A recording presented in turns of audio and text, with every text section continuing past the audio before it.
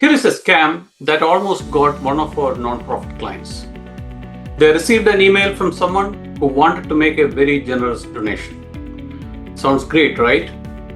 But there was a catch. To discuss the donation, they had to join a Zoom call later the same day.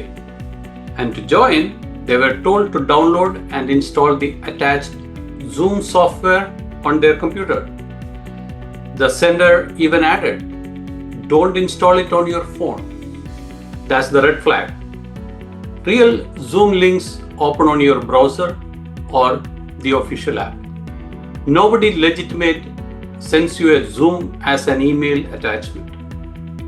And why not on the phone? Because the malware was built to infect Windows computers, where your files, passwords, and banking information lives. Generosity is the bait, urgency is the hook. So, if you get an email like that, don't click. Verify the sender through a different channel, like a phone call, first. Would your team have caught this one?